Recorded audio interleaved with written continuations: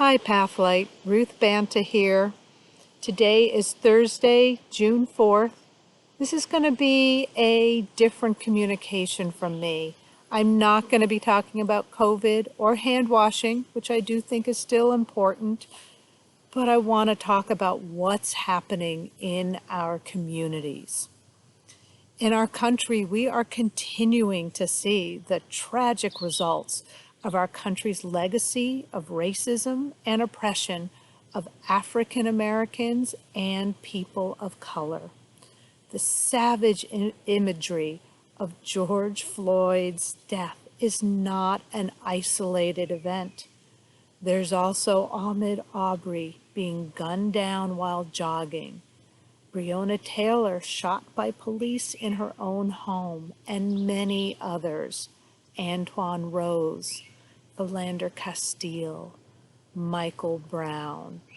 The list is long and unnerving, and it is not something we can witness and be silent about, because silence is complicity, and we will not be complicit in this.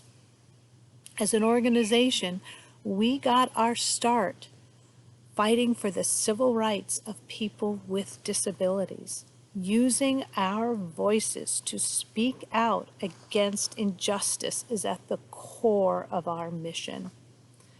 I fully believe that Pathlight's staff diversity is one of our strengths, but it's also an area where, as an organization, we can do significant work to get to a better place of where we want to be an organization where people feel empowered and listened to and can flourish personally and professionally. I can't tell you exactly how to do that, but I do know that the first step is to reach out to our leaders of color and the staff who are passionate about working for diversity and racial equality and justice to inform our next steps. We have talented and committed people who can help us move forward.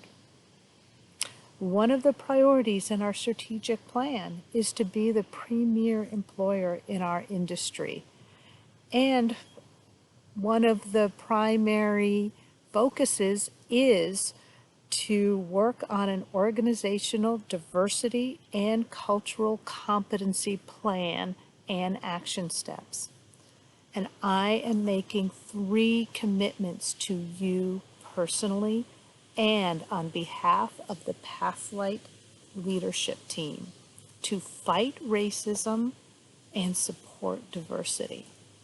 1, we will listen. We will reach out to our colleagues to ask how you are doing and to listen and understand about your reality.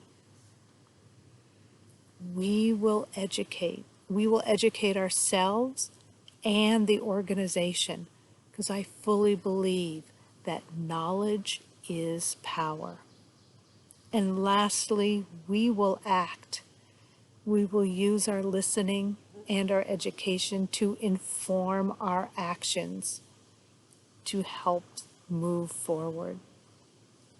As Bishop Desmond Tutu said, if you are neutral in the situation of injustice, you have chosen the side of the oppressor, and we are not neutral. I want you to know that I and your Pathlead colleagues stand with you against oppression. I talk about how much I admire the Pathlight staff, and I'm amazed at all of you who are bringing forth your best selves to work every day in the face of the anxiety and fear around COVID, and also around the anxiety and real fear about physical harm that can come to you and your family in your communities and outside of your communities. It is heartbreaking,